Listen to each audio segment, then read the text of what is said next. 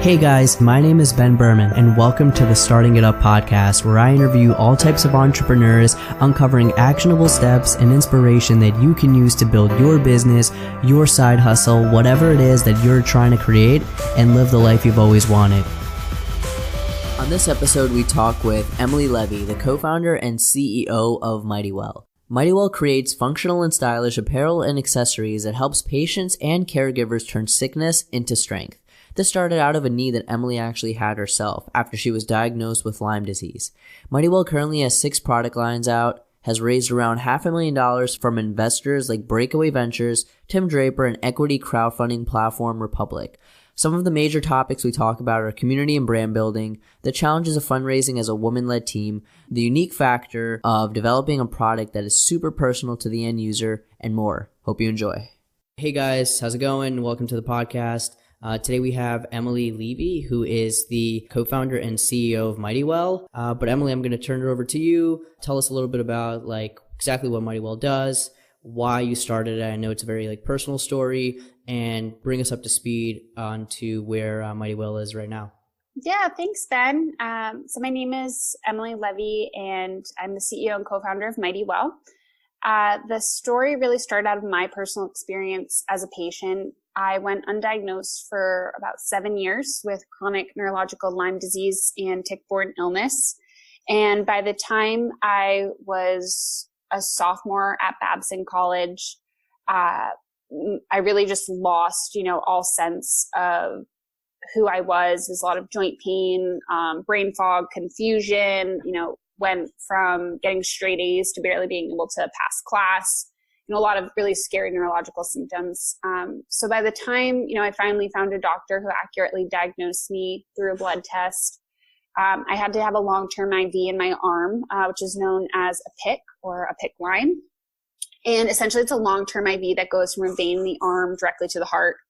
And here I was in college, walking around with this physical reminder that I was now, a patient, being at 19, and really, this was not how I expected my college experience to be. And I was just told by my doctor to wear a cut sock on my arm to protect this, device that my family just paid $5,000 to have a surgery for. So I was like, you've got to be kidding me. And I grew up in the surfing industry. My dad owned a surf shop for 25 years.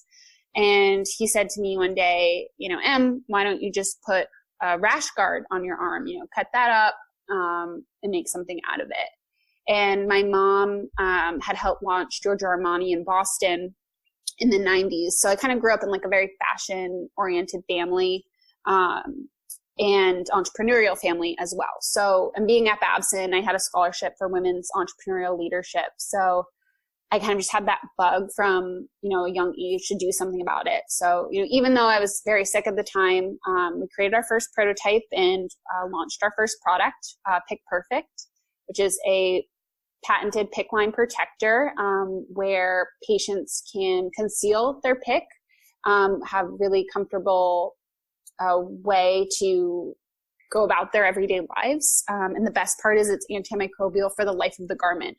Because what we're doing at MightyWell is applying sportswear fabric technology to the medical industry. And this is something that's been done before in the scrubs industry, but no one was really doing it for patients. So that's where we saw the large opportunity. And, since Ben and I met in Mass Challenge, we've grown a lot. When we were in Mass Challenge, we had 1 product, and now we're in the process of launching 6. So we just launched our 4th product for pre-order last week, which is the Mighty Pack.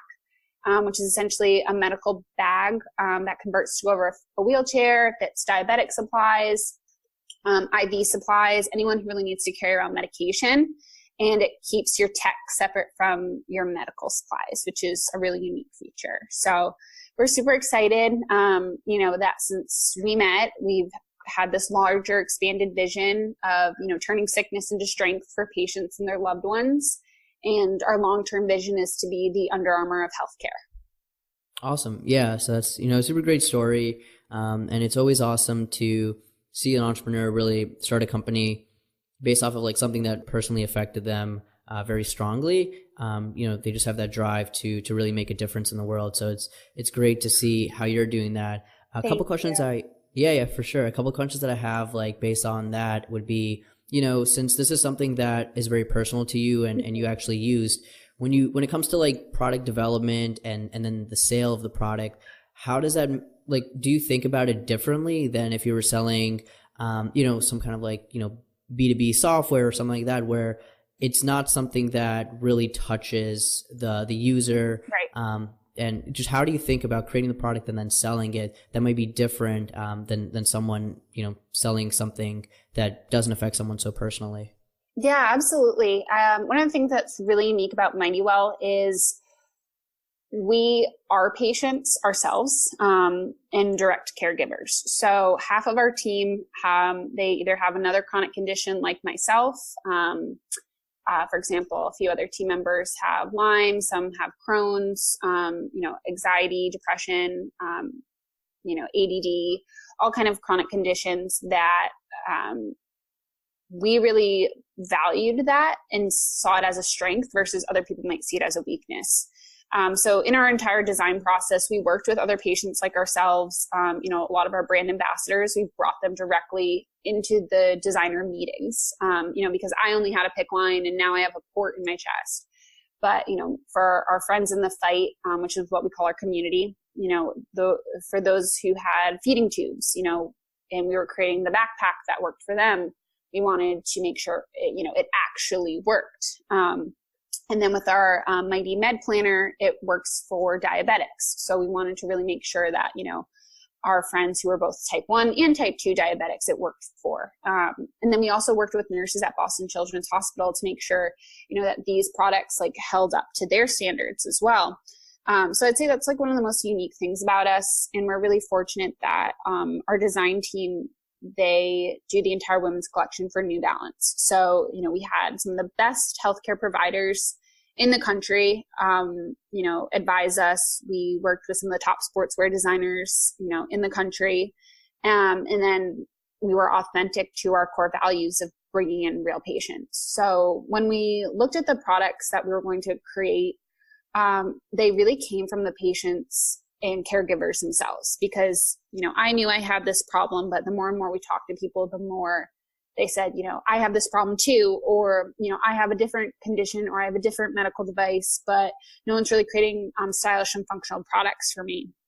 We wanted everything to very much look sportswear, more tech, because what's out there for patients and medical supplies is like very cheap throwaways, super ugly.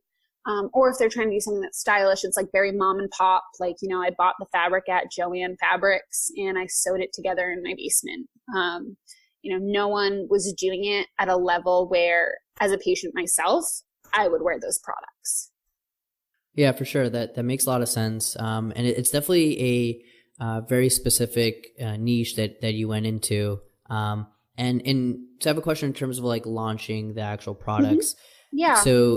Yeah. So when we first met, you had one, and now you said you have 6. When it comes to actually launching these products, like what are you thinking about? Like, how do you go about deciding which products you launch, in what order, how many at once, and what advice would you have for anyone out there who's starting a physical products company and isn't sure exactly how they should go about launching a product? Should they roll out multiple ones, or really have a core product that they focus a lot around right at the beginning? Yeah. And to your point, like, it may seem like our product line is niche, but it's actually not. And because our consumer, they're almost hidden from everyday life, because patients, they don't typically work 9-to-5 jobs, or, if they have a chronic condition, maybe it's like Crohn's, you don't always physically see that. So it's a lot of people living with invisible disabilities. I myself am one of those people. By looking at me, you would never know that I have a port in my chest, and that I have, a condition that can be very debilitating at times.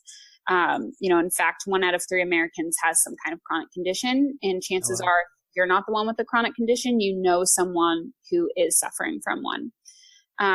So in that way, that's where we see the opportunity to have a globally scaled brand like the Under Armour of healthcare.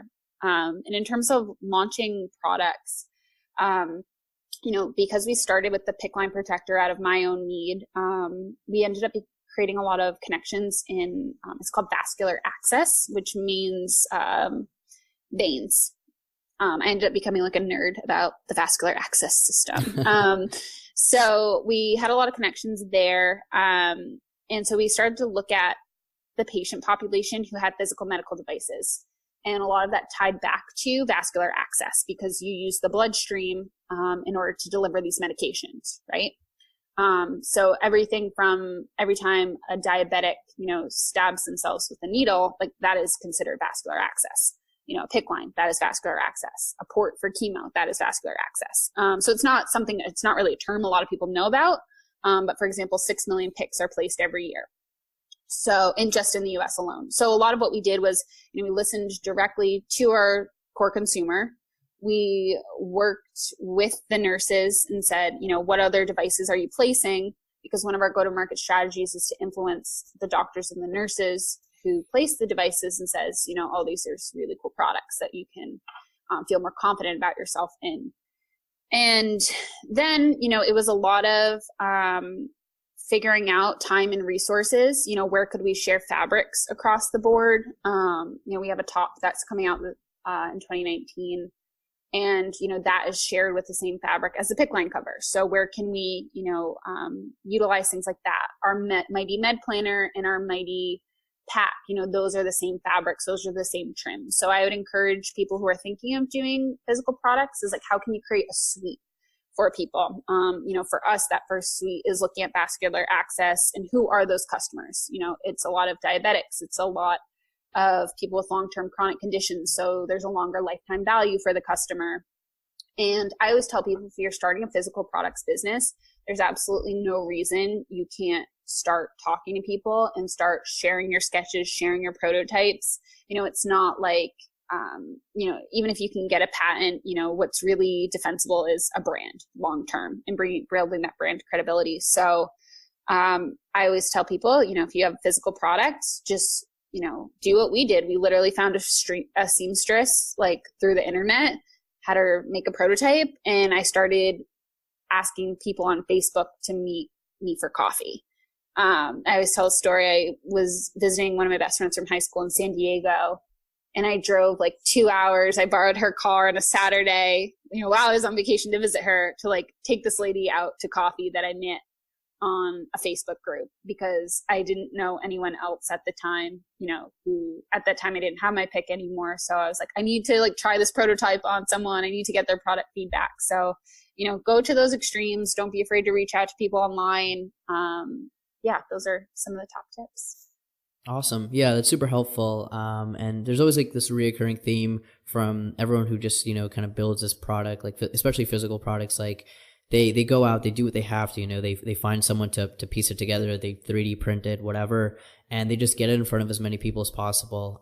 Because, worst case scenario, like, yeah, maybe someone could steal your idea, but like, if you don't show it to anyone, you're never going to actually get anywhere in the first place. And like you said, it's the brand that is really what defines the company, and is what, has all this value. So now that you mentioned that, I want to kind of transition into like how you're building this brand. Like, so you want to be the Under Armour of your particular, industry. Like, how do you go about, just like in general, how do you go about building a brand on something? Like, you know what I mean? Like, how do you build a community and just, it's a very general question, but what's your strategy? Yeah. I think for us, Mighty Well is very much a reflection of myself and my personality. Like one of our taglines is undefeated. Like on our note cards, when someone orders something, it says like, welcome to the world of the undefeated, and that's just always how I looked at my illness, is that this is a piece of my life. It's not my entire life. So we really wanted to flip the notion of what it meant to be sick on its head.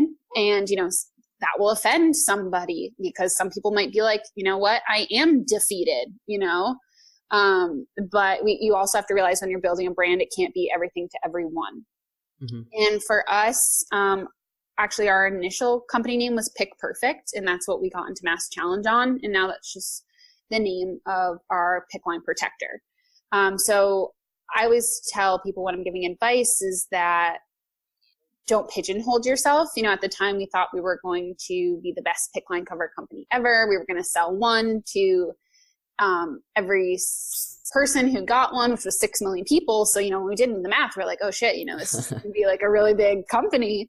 But then as we started to think about raising money and we talked to people, you know, they were saying you can't, you know, you're not going to raise money off of this one product alone. And, you know, maybe that's true, maybe that's not. But we knew that we also wanted to go the more consumer route versus the medical device route.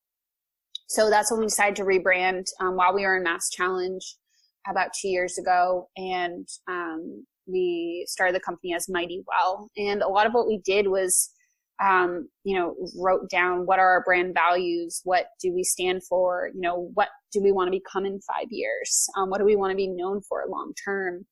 And we ran, oh geez, Ben, we must have had like 200 names written down. At one point we even hired, you know, a creative consultant to help us because we tried for almost a year to like find a new name ourselves and we couldn't. So then if you didn't decide on Mighty Well, what would you have picked instead? Jeez, if you remember. Wherewithal was one of the names. Interesting. Yeah, which I'm pretty glad we didn't. Yeah. Yeah, that sounds like a terrible name looking back at it. Yeah, I don't really remember too many of them, probably because they were all terrible. And so, yeah, we finally decided on Mighty Well. It wasn't trademarked in our space. And at first, actually, people were like, why did you change your name? Like, I liked that name. Like, we actually I was one of those people. I really like PICC Perfect, but it definitely makes more sense. PICC Perfect, but a lot of people kept asking us then if we were a photo app. And then we were like, no. And then we had to explain to people. So, and then we knew we had ambitions of creating like an overarching long-term brand. So that was one of the big reasons we decided to rebrand early on. And even now, like earlier this year, we like just updated our color scheme. You know, those are all things that we're like still continuing to refine. And one of the things I'm most proud of is the name of our community, which is Friends in the Fight. And that also took us a really long time to figure out a tagline. And I just tell people, keep, you know, playing with the tagline until you find something that fits and that sticks and that just is like, yeah, like I'd want to wear those words on a shirt, you know? Like imagine if it's like Friend in the Fight is like the new Live Strong, right? You know, Ben is my friend in the fight. So I always tell people, you know, when they're thinking of branding, you know, tip number 1 is don't pigeonhole yourself with a name, find something that allows you to grow. And then number 2, when it comes to like a tagline and a logo, you know, just keep trying things, keep showing them to people. And, you know, eventually people will be like, yeah, I love that logo. Or people will be like, yeah, that tagline, like I'd wear that on a shirt. That's kind of like my stick test. Would you wear that on a shirt? Awesome. Yeah. So it's really cool that you actually said that because I know, you know, myself and like a lot of other people get really just stuck when it comes to like nailing down a name or just like a title or something like that. When in reality, yeah, it's kind of sucks if you have to change it later. But it's so much worse not to get started in the first place. And if you have a strong community, people will understand. And most people will forget, you know, right? Like a couple weeks after you change or anything like that, like they'll just move on. No one's really in love with anyone, any brand's name. When you really think about it, like so many companies kind of have weird names anyway. That don't make much sense. Yes. And I know you touched up on like raising money a little bit just now. You guys recently or semi-recently raised like $100,000 on Republic. Yeah, that's just a piece of what we've raised. So yeah, and feel free to dive into the other stuff that you raised. I know you were at you got some from like the Draper competition, also like some other places. But crowdfunding is like super kind of new and pretty hot right now, and a lot of people are getting into it, both from the startup and investor side. Especially now that it's easier than ever to invest in startups. Could you kind of definitely give us an overview on the investment stuff that you've had in kind of in general, and then also what's been unique about crowdfunding and what did you guys do that allowed you to be so successful on that platform? Because I think you guys hit like 1,000% of your goal or something. Yeah, it was our something really goal crazy. on Republic, which is an equity crowdfunding campaign, which only became legal like 2 years ago. And they were one of the major people that helped to change that. So in terms of fundraising and then, crowdfunding and equity crowdfunding, I'll kind of tackle those two things separately. First, I'd like to state that only 2% of all venture capital in the United States last year went to women. Like, that is atrocious. We are 50% of the population, and most small businesses in America are actually started by women, yet we can only access 2% of the billions and billions and billions of dollars that is out there. So we were extremely fortunate that Babson and Breakaway Ventures decided to do something about that. Breakaway Ventures was founded by the former CMO of Reebok. And, the firm said, at the time, their president and CEO was John Burns, and he was a Babson alum, and he had 4 daughters. And he was like, we're going to do something about this. And Dennis, who founded Breakaway, was, had daughters as well. It's like, we're going to do something about this. And they partnered with Babson on it. And we ended up winning first place out of 400 companies, which was a $250,000 investment into an early stage startup. So for us, that was huge because Yusuf and myself, Yusuf is one of our co-founders, put in $40,000 of our own money, which most of that had come from winning business pitch competitions early on while we were in college. But, that just amount of capital really allowed us to kickstart the brand, immediately after we had just went through this rebrand while we were at Mass Challenge. And honestly, one of the reasons I think Breakaway invested in us, it was because of the brand name, was because of the logo, was because of the values that we had just spent that entire summer building upon. And then that led into about a year later, we were invited to be on Tim Draper's show, Meet the Drapers, which is now in season 2, and that was produced by Sony. Kind of think of it as Shark Tank meets the viewers can actually invest in the companies that they see on the show. Very cool. Yeah, that was the idea of it. Interestingly enough, it mostly aired overseas versus here. So there was a ton of people in India who saw it, which is kind of cool. And from being on Tim's show, he made a personal investment. And then we also did the Republic Equity Crowdfunding campaign. So that became about another $200,000. And with Republic, because it was really such a new platform, honestly, I think we took a risk on them. So many of our advisors were like, I don't think you should do it. I haven't heard great things about equity crowdfunding. I had even heard of a few seed stage firms that wouldn't touch anyone who had done equity crowdfunding. But for me, Tim has been one of my role models for so long, and I went through a few of his programs. So I was like, if Tim's onto this, he's always 10 years ahead of everyone anyway, I'm in. So we were one of the finalists on the show, and that was great as well because, it just opened up what we were doing to a whole nother community. And I've sent so many people Republic's way because I think they were just phenomenal to work with. While we were in college, we did a Kickstarter as Pick Perfect. And I always tell people that really just the main difference is there's a lot of due diligence that's involved with Republic and equity crowdfunding in general. You can't just be Joe Schmo off the street who's like, I'm going to launch a campaign. It really was months of paperwork. It was working with a lawyer. It was getting our financials together. There's so much behind the scenes work, but it was actually good because that helped us to set our terms and valuation from something we, were proud. And, the fact that Tim kind of backed that allowed us to go out into the market and say, these are the terms that Republic and Tim helped us to set and agreed to. So that was, phenomenal for us. So that's why I am a big fan of equity crowdfunding, is because you get to say this is what my round is, and the crowd agrees with it. And then, like a typical crowdfunding campaign, you make a video, you make a page. I'd say in terms of equity crowdfunding, it's a lot more detailed. People will ask you questions. And then the big difference is you are legally required to talk to your investors through the platform. And then on your cap table, it's just one line item, basically. So it'd be Republic instead of the 171 people who backed our Republic campaign. So we ended up doing, I was so pissed, $5 short of 100,000. We made it to $100,003. And when we finally closed, and then someone's credit card bounced. So pissed at them, whoever they are.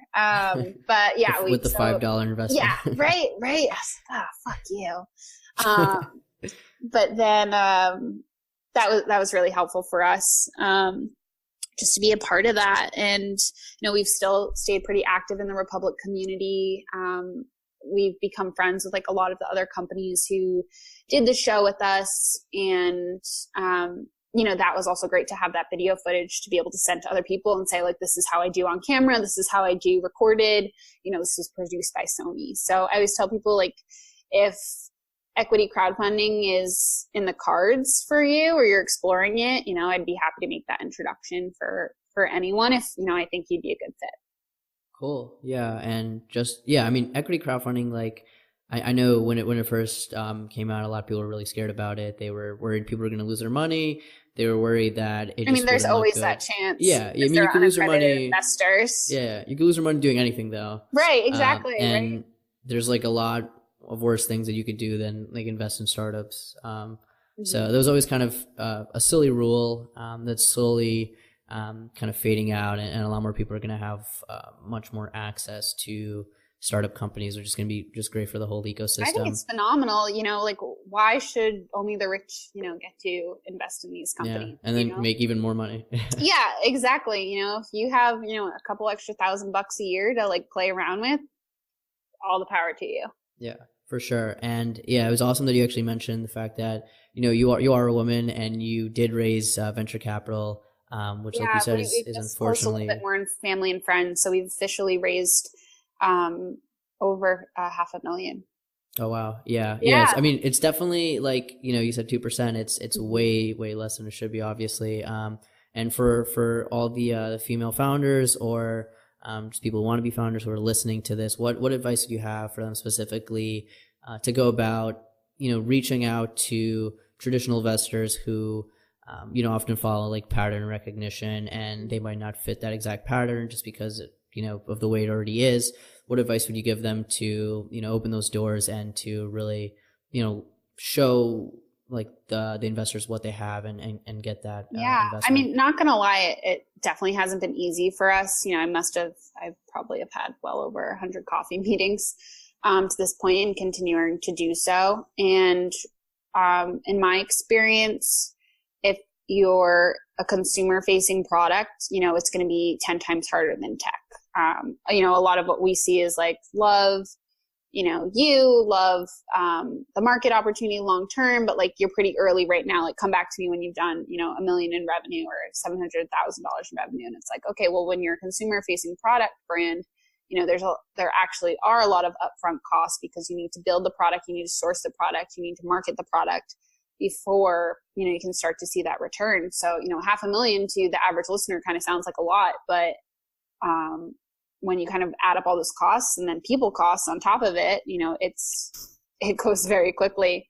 And what I've also found that's worked really well for me is, I found people are investing in me just as much as the company. So I always tell, female founders, that the more you can be personable, the more you can be strong, the more that you can just kind of start showing up in all of these places people are, the better, because then people are going to build a relationship with you.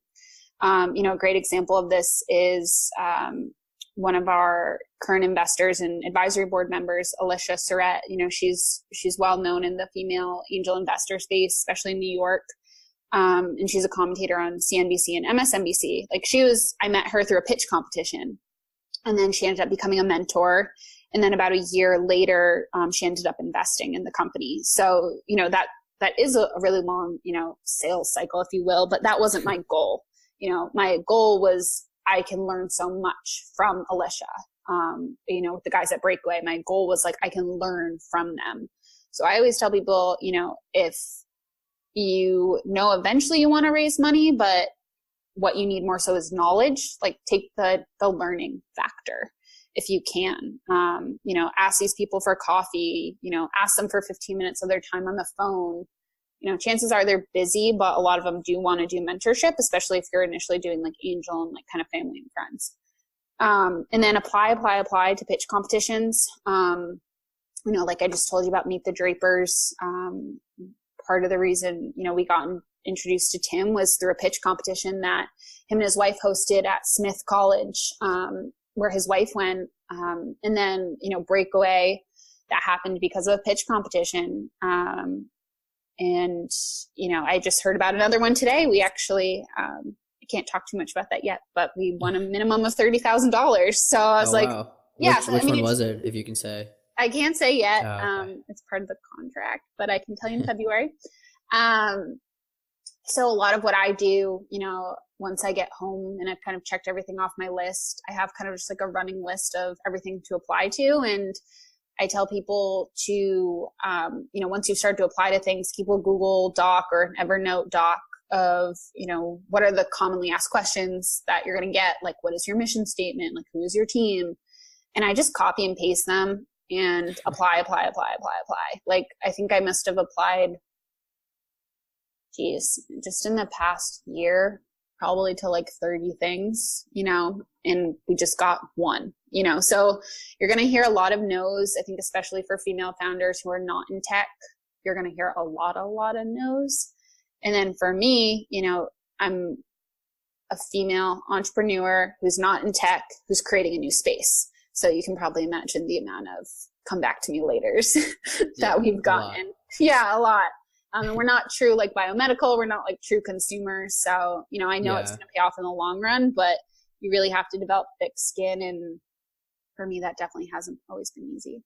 Yeah. I mean, you guys are definitely in like an interesting space, even just looking at your company, I'm always, well, I know now, but like before I was like, is this medical device? Is it like just strictly fashion? It's a blend and it's very hard to like kind of walk that tightrope. But I think you guys decided to be like a lot more just on the fashion side, right? Rather than going the long route of like a lot medical of what device. We're doing is starting with black, but we know black sells. And eventually, we're going to add in colors, we're going to add in patches, let's get the product down first and then we can play with the color. One of the beauties of our business too, even though it's fashion, it's not seasonal. So it's not like, okay, fall, we need, an entire new 12-piece collection. Like, we're very fortunate where we don't have to do that. We don't have to do a new like drop, like Chubby's does, every few days. So that's been great, that we have that going for us. And we are starting to see this space really pick up. For example, in the partnerships that we'll be launching for the end of this year is with Zappos Adaptive. So big brands like Zappos are recognizing that this is an underserved market, underserved population, and are getting into the game. Tommy Hilfiger, he has a adaptive product line. So we call it wellness wear, but they call it, like the market as a whole calls it adaptive wear. And I think it's just more about inclusive styling, right now. Like, so many people are finally, creating these Instagram accounts and being open with their story and saying, why is there nothing for me just because I'm in a wheelchair, things like that. So I tell people, who are especially creating products companies, like, where is that pain point in your life, and where would the general market typically see it as a niche, but you are a member of this community and their unmet need. Whether it's everything from like you're a Harry Potter nerd and that there's like a need for a really awesome Quidditch stick, like whatever it is, chances are you're not the only one with this problem. And the more you get out there and talk to people and tell people your story, you'll find you're not so alone. Yeah, for sure. There's always a community for everyone. And, that's super important to know, like, especially for your situation where you are dealing with like this kind of, really bad illness. And it's awesome that, there's kind of like, multiple ways of looking at something. You can kind of, just be really negative about it, which is totally understandable. You're going through something that's so difficult and most people don't understand. But yeah, there's also like the positive way where you can, acknowledge like, yes, this happened. But now you got to like push through it. And that's definitely what, Mighty Well is all about. And it's awesome to see that. And now just to kind of talk about like the future. So what do you have in store for Mighty Well? Like what is on the horizon? And especially since this company is so personal to you, what is like the ultimate goal for Mighty Well? Yeah. I think our ultimate goal is really, besides our vision, like I've talked about before, of being the Under Armour of healthcare, it's being in a world where patients feel like people too. And that's how I never really felt. I always felt like a name on a chart. And, the New York Times has quoted this market at $40 billion globally. It's big enough for multiple players in this space. So, if we could even be 1% of that 40 billion, I'd be happy and our investors would be happy at the end of the day. But, on a personal note, I would be happy, for me, like it's important to obviously, have a return on our investment, but it's more so the social aspect for me.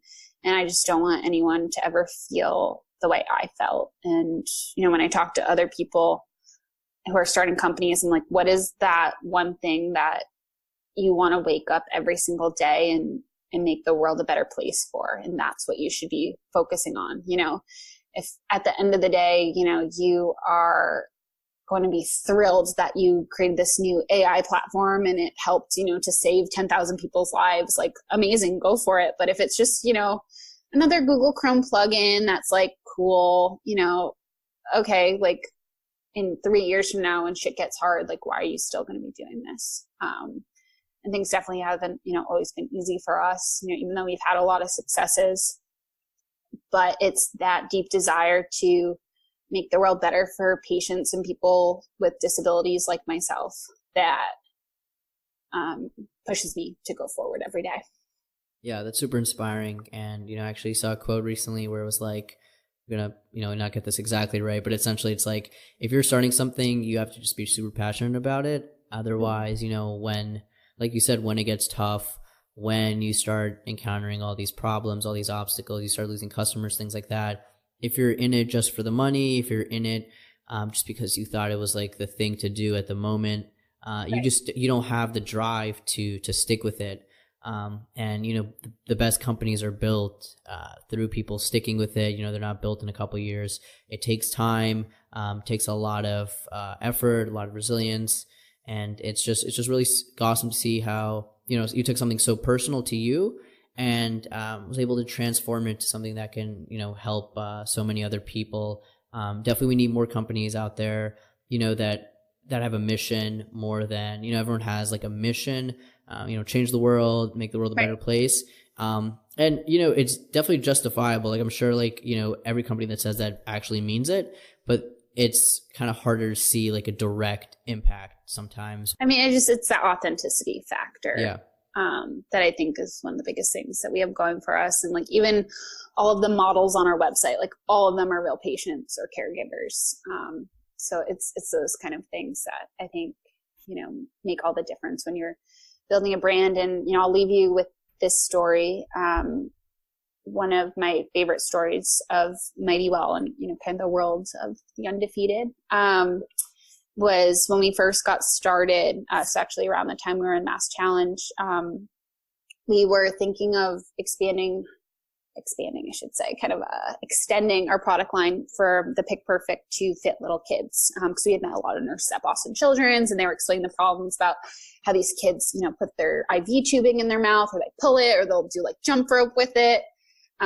So we had, a couple hundred kids sizes made. We connected with a mom, Jackie is her name, on Instagram, and we sent her, for her 3-year-old daughter who had leukemia at the time, and had a PICC line. We sent her, a free prototype and say like, hey, can you test this? Can you try it? Can you take pictures of it? The hospital gives you this like mesh to wear on your arm. So if you're not told to wear a cut sock, you're like told to wear this like hospital mesh. It looks very medical. And before, Jackie was really nervous of Carmen, playing on the playground and just doing like normal 3-year-old stuff. And by the time, Carmen had Pick Perfect, she was like a happy little kid running around the playground. They sent this like whole photo album of her, going down the slide, going on the swing, playing with like her family.